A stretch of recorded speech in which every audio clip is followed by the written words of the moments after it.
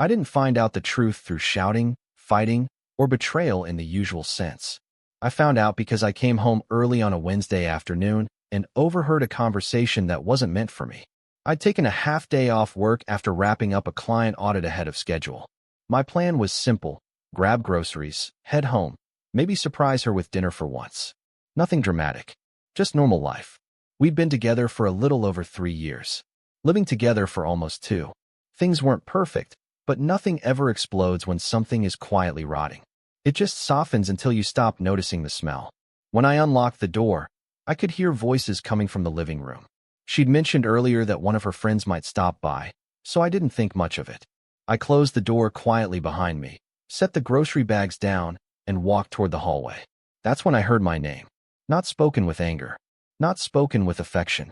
Spoken casually, like an item on a list. "He's not a bad guy," she said. "He's just there." Someone laughed. A woman's voice, unfamiliar but comfortable in my space. I stopped walking. I wasn't hiding. I wasn't spying. I was just suddenly frozen, standing in my own apartment, listening to a version of my life narrated without me. "I mean, he pays his share, does what he's supposed to do," she continued. "We don't really fight. It's easy. Easy." Another voice asked something I couldn't hear clearly, but I heard her response. "I don't know. I guess I just don't feel rushed to change anything. It works for now." For now. The conversation moved on. Plans for the weekend.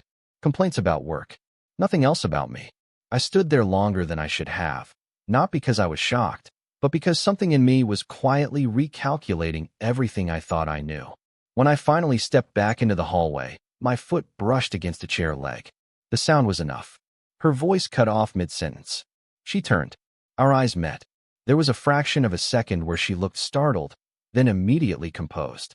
Too composed, like someone who hadn't said anything wrong because, in her mind, she hadn't.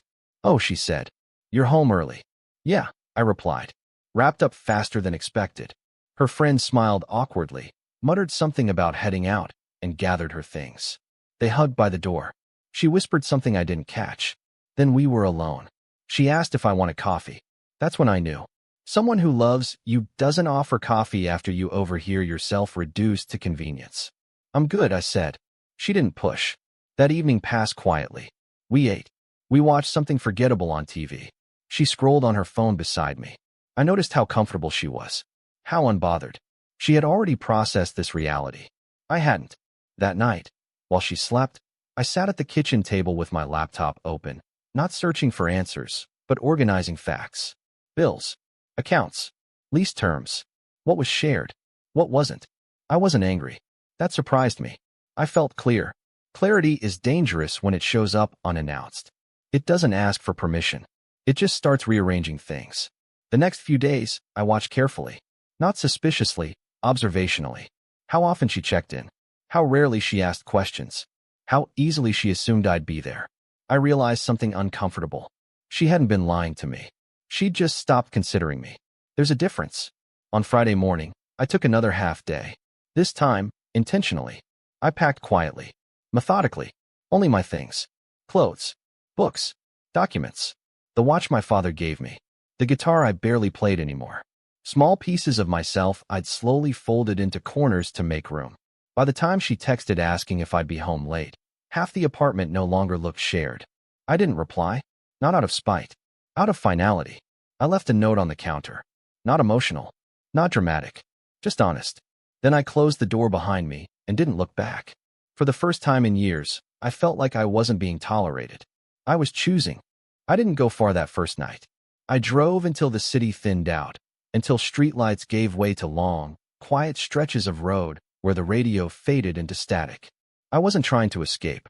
I just needed distance, physical distance, from a place that suddenly didn't feel like mine anymore. I pulled into the parking lot of a 24-hour diner on the edge of town and sat in the car for a while before going inside. The place smelled like coffee and old vinyl booths. Nothing special. That was the point. Neutral ground. I ordered breakfast food, even though it was nearly midnight. Eggs, toast, black coffee. Something simple that required no decisions. That's when my phone started vibrating. I didn't answer it.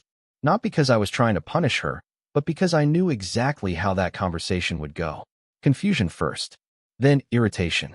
then a pivot toward reasonableness, like this was a misunderstanding we could smooth over if I just explained myself properly. The problem was, there was nothing to explain. I hadn't misheard. I hadn't misinterpreted. I'd finally seen the shape of the relationship without the emotional padding I'd been adding for years. The messages stacked up quietly while I ate. Where are you? Why aren't you answering? Did something happen? I finished my coffee, paid, and left without responding. I drove to my brother's place across town. We weren't especially close, but he'd always been direct. I needed direct. He answered the door in sweatpants, clearly surprised to see me with a bag slung over my shoulder. You good? He asked. I need a couch for a few nights. He stepped aside without asking questions. That told me everything I needed to know. The first real conversation happened the next morning. She cornered me through text. This isn't funny. Are you seriously staying somewhere else? I replied once. Yes. Nothing else. That's when the tone changed. She accused me of overreacting, of being dramatic, of making a big deal out of something casual. People vent, she wrote. You're acting like I cheated. I stared at the screen for a long time before responding. You didn't cheat, I typed. You revealed. 3 dots appeared. Disappeared. Appeared again. You took it out of context. There was no context where that was okay. That's when she tried to shift the frame. So what? You're just leaving without talking this through like an adult? I almost laughed. We had talked things through dozens of times over the years. I'd brought up distance, lack of enthusiasm, that subtle feeling of being optional. Every conversation ended the same way, with reassurance that things were fine and a quiet expectation that I would drop it. Talking hadn't been the problem. Listening had. I spent the rest of the day handling practicalities. I changed passwords, moved direct deposits, updated billing addresses. I wasn't trying to erase her. I was disentangling. That night, she showed up at my brother's apartment. I hadn't expected that. She stood in the hallway like she belonged there, arms crossed, expression tight, with something between anger and disbelief. You can't just disappear, she said. I didn't disappear, I replied. I moved. For what reason? She demanded. I didn't raise my voice. Because I don't want to be someone's temporary solution. Her jaw tightened. That's not fair. No, I said calmly. What's not fair is pretending I didn't hear what you said. She tried a different approach. I didn't mean it the way it sounded. I looked at her for a long moment. You meant it enough to say it out loud, I replied. Silence settled between us. Not dramatic. Heavy. Finally, she sighed. So what now? That question told me more than anything else. Not how do we fix this? Not what did I do? Just logistics. I'm moving out, I said. Permanently. She stared at me like I'd just spoken a foreign language. You're ending this over a comment? No, I said. I'm ending this over clarity. She scoffed. You're acting like you're disposable. I'm acting like I'm not. I corrected. She left without another word. The days that followed were strange. Quiet. My phone stayed mostly silent, except for occasional messages that swung wildly between apology and accusation. I never said I didn't care. You're blowing this up. We can fix this. You're being cruel. Each message made the same mistake, assuming this was a negotiation. It wasn't. I started apartment hunting. Small places. Affordable. Close to work. I wasn't looking for an upgrade. I was looking for independence. I found one faster than I expected. Signed the paperwork on Thursday. Moved in on Saturday. The first night alone felt still. Not lonely. Still. I cooked dinner without checking if anyone else was hungry. I watched what I wanted. I slept without bracing for emotional undercurrents. For the first time in a long while, nothing was being asked of me. Sunday afternoon, she called again. I answered this time. Are you really done? She asked quietly. Yes. You didn't even give me a chance. I closed my eyes. I gave you years, I said. You just didn't realize I was serious. She cried then. Real crying. No accusation. No edge. I didn't think you'd actually leave. That sentence landed harder than anything else. I know, I replied. And for the first time, I meant it. The days after the move settled into a rhythm faster than I expected. Not because everything suddenly felt good, but because nothing felt heavy anymore. There was no tension waiting for me when I opened the door. No low-grade anxiety humming in the background. Just space. Physical space and mental space, which I realized I hadn't had in a long time. I unpacked slowly. Not out of laziness, but intention. Every item I placed had a reason. Every shelf was mine to decide. It felt less like moving into a new apartment and more like reclaiming territory I hadn't realized I'd given up piece by piece. Work noticed the change before anyone else did. My manager pulled me aside midweek. Nothing formal, just a comment. "You seem sharper lately," he said. "More focused." I nodded, unsure how to explain that removing constant emotional friction had freed up an alarming amount of energy. Outside of work, the questions began. Friends, mutual acquaintances, people who knew of us, but not inside us. Most of them started the same way. "I don't want to take sides, but..." I stopped them gently. "There are no sides," I'd say. "There's just a decision." Some nodded. Some looked unconvinced. A few tried to persuade me to reconsider, as if relationships were appliances you could repair by following the right manual. I didn't argue. I didn't defend myself. I didn't need to. The first escalation came when she stopped contacting me directly and started sending messengers. A mutual friend called, voice careful, asked if I could just talk to her once more. Her sister sent a long message about misunderstandings and stress. Someone even suggested counseling, as if therapy could retroactively manufacture respect. I declined all of it. Not angrily, not dismissively, firmly. The truth was uncomfortable but simple. I didn't leave because we lacked communication. I left because communication revealed something I couldn't ignore. One evening, she showed up unannounced at my new place. I hadn't told her the address, but we both knew how that worked. Social circles overlap. Information leaks. She stood outside the building, arms wrapped around herself like she was bracing against weather that didn't exist. I didn't invite her in. "I just want to talk," she said. "We've talked," I replied. "This is different." It wasn't. She apologized again. More carefully this time. More deliberately. Each word chosen like it was part of a strategy instead of an emotion. She said she hadn't realized how dependent she'd become on stability. How she'd confused comfort with entitlement. How she didn't mean what she said, even though she'd said it effortlessly. I listened. Then I said something that surprised her. "I believe you." Her eyes widened. "You do?" "Yes," I said. "I believe you didn't think about it." She didn't understand at first. "You didn't wake up wanting to hurt me," I continued. "You just stopped considering me. That's worse." She tried to step closer. I stepped back. "I'm not angry," I said. "But I'm not available either." That broke something in her. Not loudly. Quietly. Her voice cracked. She asked if there was any version of the future where we found our way back. I shook my head. "Even if you changed," I said, "I'd always know it took losing me for you to notice me." She left after that. Slowly. Without a scene. Weeks passed. I started rebuilding habits that had nothing to do with accommodating another person's emotional gravity. Gym. Cooking. Reading again.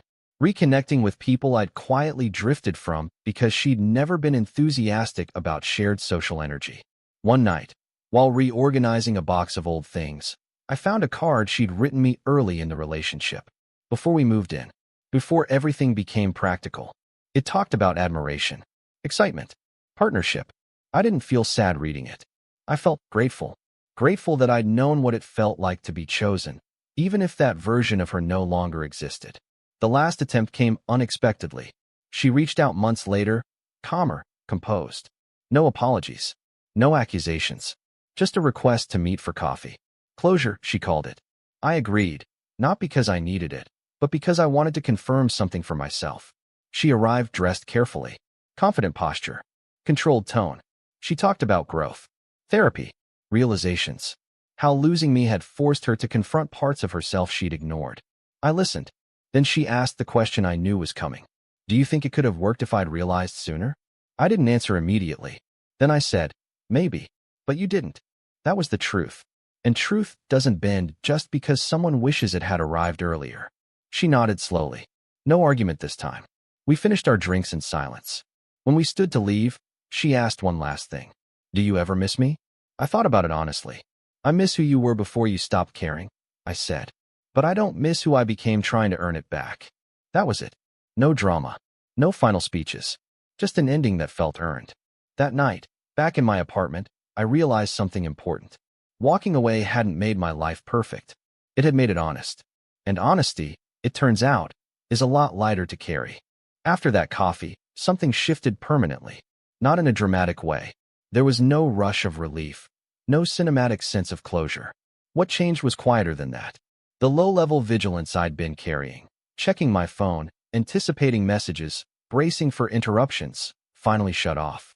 It was like a background app one hadn't realized was draining my battery stopped running. Days passed without her crossing my mind at all. That surprised me. I'd expected echoes, emotional aftershocks, some delayed wave of regret or nostalgia. Instead, what I felt was steadiness. Not happiness exactly, but balance. The kind that doesn't announce itself. My routine tightened. Morning workouts became non-negotiable. Evenings were mine again, not spent negotiating moods or explaining why I wanted to go out or stay in. I cooked more. Simple meals at first, then more elaborate ones as I realized I actually enjoyed it when no one criticized the timing or the smell or the effort. At work, the new project intensified. More responsibility, more visibility, less room for distraction. I found myself staying late not because I had to, but because I wanted to. There was satisfaction in momentum, seeing effort translate directly into progress instead of being siphoned off into emotional maintenance. One afternoon, my manager asked if I'd be interested in leading a small team. 6 months ago, I would have hesitated, worried about time, about balance, about how it might affect us. Now, there was no us to consult. I said yes immediately. The promotion wasn't massive, but it was symbolic. Proof that when you stop shrinking yourself to fit someone else's comfort, there's room to grow. Socially, things reopened too. I started accepting invitations I declined for years. Game nights, dinners, even a weekend trip I'd always wanted to take, but never did because it wasn't practical. No one asked many questions. They didn't need to. What they saw was enough. At one gathering, someone new asked if I was seeing anyone. I didn't rush to answer. Not seriously, I said. But I'm open. And I meant it. That was new. Not desperate openness. Not searching. Just availability. A few weeks later, I met someone through a hobby I'd picked up on a whim. Something hands-on, technical, completely unrelated to my old life. We started talking casually. No heavy backstories. No probing questions disguised as concern. She laughed easily. Didn't measure interactions like transactions. Didn't seem impressed by stability or threatened by independence. When she touched my arm during conversation, it wasn't calculated. It was natural. That stood out more than anything else. We took things slowly. Not because of fear, but because neither of us needed urgency to validate interest. We spent time together without defining it too quickly. No assumptions. No pressure. And in that space, something unfamiliar happened. I felt wanted without being useful. That realization hit hard. With Chloe, value had always been conditional. Tied to contribution, rent, reliability, predictability. I'd mistaken being needed for being chosen. This was different. Here, there was curiosity, presence, reciprocity. One night, while sitting across from her at a small restaurant, she asked casually, "What was your last relationship like?" I didn't unload. I didn't rehearse grievances. I said, "It taught me the difference between being convenient and being respected." She nodded, as if that answer told her everything she needed to know. No follow-up interrogation. No judgment. Just understanding. That mattered more than sympathy ever could. The past resurfaced briefly when a mutual acquaintance mentioned Chloe in passing. Apparently, she'd moved again. Smaller place. New job. New circle. The tone wasn't gossipy, just factual. I noticed something important. I didn't feel anything. No satisfaction. No resentment. No urge to compare. She was simply elsewhere. That was the final confirmation. Indifference isn't cruelty. It's completion. Months later, while organizing paperwork, I found the old lease agreement. Our names printed side by side. Signatures beneath promises neither of us fully understood at the time. I didn't tear it up dramatically. I recycled it. Because it wasn't a symbol anymore. Just paper. The real shift hadn't been leaving the apartment. It hadn't been blocking numbers or changing accounts. It had been choosing dignity over convenience. Once you do that, the rest rearranges itself. Late one evening, sitting alone with the windows open, city noise drifting in, I thought back to that moment in her office. The laughter, the casual dismissal, the certainty with which she'd spoken. If I hadn't left work early that day, if I hadn't heard the truth unfiltered, I might still be there. Splitting rent, splitting space, splitting myself. And that thought didn't scare me anymore. It clarified everything. Some people don't betray you loudly. They do it comfortably. And the most powerful response isn't confrontation. It's withdrawal. I didn't walk away to punish her. I walked away to stop punishing myself. The strange thing about rebuilding your life is that it doesn't feel heroic while you're doing it. There's no applause, no moment where the universe pauses to acknowledge your growth. It just happens quietly, one ordinary decision stacked on top of another, until one day you look around and realize you're no longer standing where you were before. That realization came to me on a Sunday morning. I was sitting on my couch, coffee cooling on the table, sunlight cutting across the living room in a way that felt intentional instead of accidental. The apartment was clean, but not obsessively so. Lived in. Mine. Every object where I wanted it. No silent negotiations about space. No compromises disguised as maturity. I hadn't checked my phone in over an hour. That would have been unthinkable a year ago. Back then, silence felt dangerous. Like it meant something was wrong. Like I should be bracing myself for disappointment or disapproval. Now, silence felt like permission. Permission to exist without explanation. The woman I'd been seeing came over later that afternoon. No announcement. No expectation that I would rearrange my day around her arrival. She texted first. Asked if it was a good time. When I said yes, she showed up exactly when she said she would. Small things, but consistent ones. We cooked together. Not performatively. Just shared space. She chopped vegetables while I handled the stove. Music played softly in the background. No tension. No sense that one of us was doing more emotional labor than the other. At one point, she leaned against the counter and said, almost absent-mindedly, "I like how calm it feels here." That sentence landed harder than she realized, because calm had been missing for a long time. After dinner, we talked about nothing important. Movies, work frustrations, a trip she wanted to take someday. I noticed how easily conversation flowed when it wasn't being filtered through defensiveness or subtext. Later, when she left, I didn't feel the drop I used to feel when someone walked out the door. No anxious inventory of what I might have done wrong. Just appreciation for the time we'd shared. That was when it hit me. I wasn't afraid of being alone anymore. And that meant I wasn't clinging to company either. The past, however, has a way of testing progress. A few weeks later, I got an email from an unfamiliar address. The subject line was neutral, non-alarming, just my name. I knew who it was before I opened it. Chloe. She didn't ask for anything this time. No apologies. No guilt.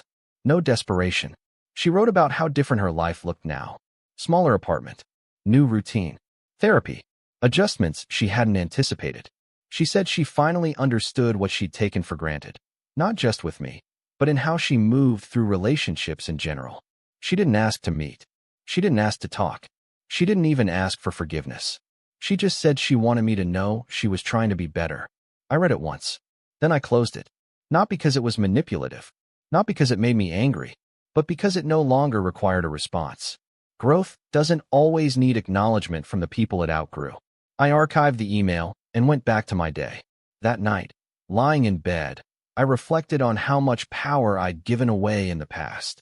Not through weakness, but through accommodation. I believed being low maintenance was virtuous. That not asking for much made me easier to love. What I'd learned instead was this. People don't respect what costs them nothing. Respect shows up when boundaries do. And boundaries don't need to be loud. They just need to be firm. Work continued to evolve. The team I led started performing better than expected. Deadlines were met. Communication improved. Accountability felt mutual instead of enforced. My manager noticed. So did upper leadership. One afternoon, after a particularly successful review, someone joked that I seemed different lately. More decisive. Less hesitant. I smiled and said, I stopped waiting for permission. It wasn't a complaint. It was an observation. Socially, I found myself re-entering spaces I'd quietly withdrawn from. Not because I needed validation, but because I finally had the bandwidth to enjoy them. I reconnected with old friends. Made new ones without overthinking their role in my life. Said no when I wanted to. Said yes when I meant it. Everything felt cleaner. More honest. Then came the moment that surprised me the most. I ran into Chloe unexpectedly at a grocery store near my place. No preparation. No mental rehearsal. She looked fine. Not broken. Not thriving. Just human. She hesitated before approaching. Asked how I'd been. I answered politely. She mentioned therapy again. Said she was learning things about herself. About patterns. I listened. Then she said something that confirmed everything. I didn't realize how much I depended on you until you were gone. I nodded. I know. There was no bitterness in my voice. Just fact. She waited, as if expecting something else. I didn't give it, because the story had already ended. We parted ways without drama. No lingering. No promises to stay in touch. Walking away, I felt something solidify inside me. Closure isn't a conversation. It's a condition. And I'd reached it long ago. That night, I sat alone on my balcony, city lights flickering in the distance, and thought about how easy it is to mistake endurance for love. How many people stay in situations that diminish them simply because leaving feels disruptive? What I learned was simple but costly. If someone benefits from your presence while devaluing your existence, leaving isn't abandonment. It's self-respect. And self-respect doesn't announce itself. It just quietly changes the direction of your life. Time did what it always does when you stop fighting it. It moved forward without asking permission. Weeks turned into months, and somewhere along the way, the story I'd been carrying stopped feeling like something that happened to me and started feeling like something that ended when it needed to. That distinction mattered. I noticed it one morning while tying my shoes before work. The thought of her, of the whole situation, came and went without weight. No spike of emotion, no defensive reaction, just a passing memory, like a street I used to drive down but no longer needed. That's when I knew I hadn't just moved on. I had moved past. My life didn't look extraordinary from the outside. Same city, same job, same face in the mirror. But internally, everything operated differently. Decisions came faster. Boundaries felt automatic instead of rehearsed. I didn't over-explain myself anymore. When something didn't feel right, I trusted that instinct. I didn't negotiate with it. The woman I'd been seeing became more than casual over time, not because either of us pushed for it, but because consistency has a way of revealing intent. She didn't demand reassurance, didn't test loyalty, didn't mistake attention for entitlement. One evening, after dinner at my place, she said something that stayed with me. "You don't perform affection," she said. "You just offer it." I asked what she meant. She shrugged. "You don't do things so I'll react a certain way. You just do them." I realized then how much of my previous relationship had been shaped by anticipation. Every gesture measured, every word filtered. Love treated like a transaction that required the right inputs to get a tolerable output. This wasn't like that. And because of that, it didn't feel fragile. Work continued to reward the same clarity. Another project wrapped successfully. Another raise followed. Not dramatic leaps, just steady upward movement. The kind that comes from not being distracted by chaos you didn't create. One afternoon, during a leadership meeting, someone asked how I handled conflict so calmly. I answered honestly. I don't confuse discomfort with danger anymore. That was new. Before, discomfort had sent me scrambling to fix things that weren't mine to fix. Now, it simply informed me, gave me data, allowed me to choose. I thought back to the version of myself who would have overheard that conversation in her office and then gone home pretending everything was fine, who would have internalized the disrespect and tried to earn his way back into relevance. That man felt distant, not embarrassing, just unfinished. Occasionally, information about her filtered through mutual acquaintances. Always secondhand, always irrelevant. She'd switched jobs again, was dating someone new, was doing better, according to people who didn't know what better meant. I felt no urge to correct the narrative. People tell themselves stories so they can live with their choices. I no longer needed to be part of hers. The real confirmation came unexpectedly. One evening, months later, I found myself in the same part of downtown where her office used to be. Different reason, different destination, same sidewalk. I passed the building without slowing down. No pause, no memory surge, no emotional inventory, just another structure I didn't need to enter. That's when it hit me. Healing isn't about forgetting. It's about remembering without reacting. At home that night, I opened my laptop to clean out old files, photos, documents, archived conversations. I deleted everything without hesitation, not ceremoniously, not angrily, just because it no longer served a purpose. The version of me who needed proof, explanations, or closure had done his job. He got me out. He protected my dignity when it mattered. Now he could rest. Later, lying in bed, I reflected on the moment that started everything. The overheard laughter, the casual dismissal, the certainty with which she'd reduced me to convenience. If I'm honest, I'm grateful for it. Not because it hurt, but because it was honest. Some truths arrive quietly and keep you stuck for years. Mine arrived loudly enough that I couldn't ignore it. And because of that, I didn't waste more time bargaining with a version of love that required me to shrink. I learned something important in the aftermath. You don't leave people when they stop loving you. You leave when they stop respecting you. Love can be repaired. Disrespect, once normalized, becomes a system. And systems don't change unless they're disrupted. Walking away wasn't dramatic. It didn't make me a villain or a hero. It just made me unavailable for treatment I didn't deserve. And that decision, quiet, unannounced, final, changed everything. Months later, on an ordinary night, sitting across from someone who chose me without calculation, I realized something simple and powerful. I wasn't special for leaving. I was just brave enough to stop settling. That's not cruelty. That's clarity. And clarity, once you have it, doesn't let you go back. Life didn't explode into something extraordinary after that. It stabilized. And that, I learned, is far more valuable. The months that followed were quiet in the best possible way. No emotional spikes. No surprise messages. No background tension humming through my days. Just momentum, steady, predictable, earned. I stopped measuring time by how long it had been since I left. Instead, I measured it by what I was building. My apartment finally felt complete. Not because everything was furnished, but because nothing felt temporary anymore. The couch wasn't good enough for now. The desk wasn't a placeholder. Even the routines, morning coffee, evening workouts, weekends that weren't negotiated, felt intentional. I wasn't waiting for anything to change. That was the change. The woman I'd been seeing became part of my life slowly, without forcing herself into it. We didn't rush labels. We didn't perform milestones. We just showed up consistently and let time do the sorting. One night, sitting together after dinner, she asked a simple question. What made you walk away so cleanly?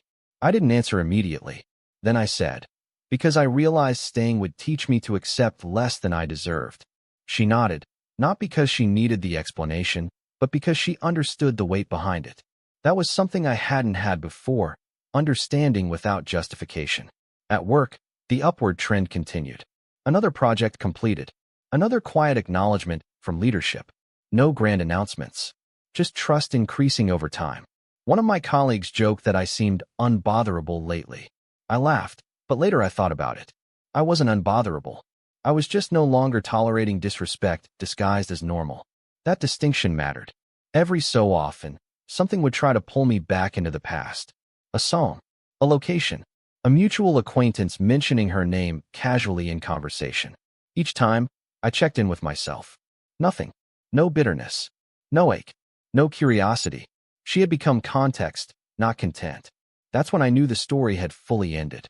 Not because enough time had passed, but because the lesson had landed. I'd learned that convenience is not compatibility. That consistency is not commitment. That showing up is meaningless if respect isn't part of the equation. Most importantly, I learned that walking away doesn't make you cold. It makes you honest. Honest about what you will accept. Honest about what you will no longer negotiate. Honest about your own value when no one else is watching. I used to think strength looked loud. Big conversations. Final arguments.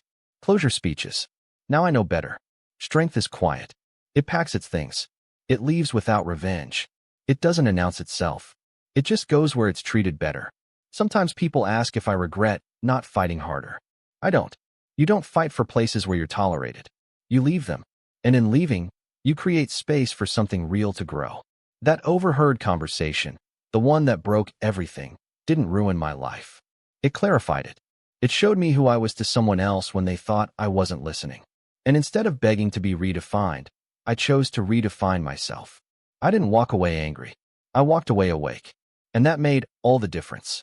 If you've made it this far, thank you for staying with the story. If it resonated with you, if you've ever felt like someone's convenience instead of their choice, you're not alone. Consider subscribing for more stories like this. I've picked 2 other stories for you that explore similar moments of clarity, growth, and self-respect. I'll see you there.